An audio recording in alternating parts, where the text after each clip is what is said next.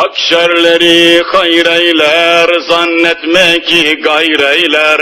Arif anı seyreyler, Mevla görelim neyler, neylerse güzel eyler. Sen hakka tevekkül kıl, tefvizet ve rahat bul, sabreyle ve razı ol. Mevla görelim neyler, neylerse güzel eyler. Hallak-ı Rahim oldur, Rezzak-ı Kerim oldur, Feali Hakim oldur. Mevla görelim neyler, neylerse güzel eyler. Bil kadı-i hacatı, kıl ana münacatı, terk eyle muradatı.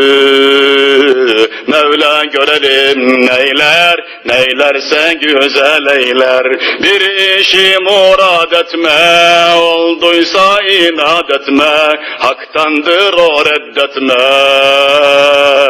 Mevla görelim neyler, neylerse güzel eyler. Deme şu niçin şöyle, yerincedir ol öyle, bak sonuna sabreyle. Mevla görelim neyler, neylerse güzel eyler. Hiç kimseye or bakma, incitme gönül yıkma, sen nefsine yan çıkma. Mevla görelim neyler, neylerse güzel eyler. Hiç kimseye or bakma, incitme gönül yıkma, sen nefsine yan çıkma. Mevla görelim neyler, neylerse güzel eyler. Hoş sabrı cemilimdir, takdiri kefilimdir, Allah ki vekilimdir.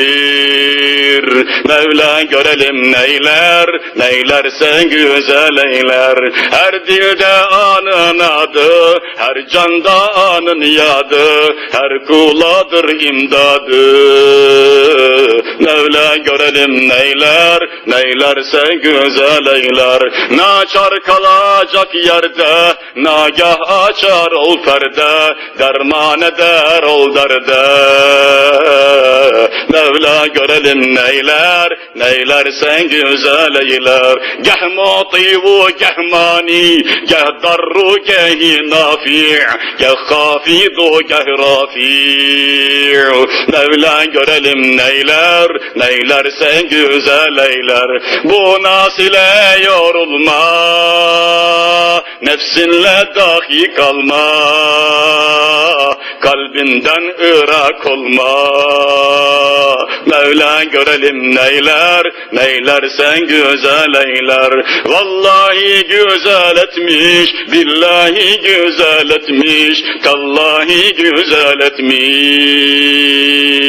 Allah görelim netmiş, netmişse güzel etmiş. Hey koca Erzurumlu İbrahim Hakkı Kuddise Sirruhu, sen bunları söylemeye, sen bunları yazmaya hiç üşenmedin. Neler yaptın neler, ama biz okumaya ve dinlemeye bile usandık, bıktık. Ne olur bizim ruh-i siyahımıza bakma. Erzurumlu İbrahim Hakkı Kuddise Sirruhu, cemaatin bütün gönlü sana feda olsun. Ya Rab, dostların şefaatinden mahrum eyleme.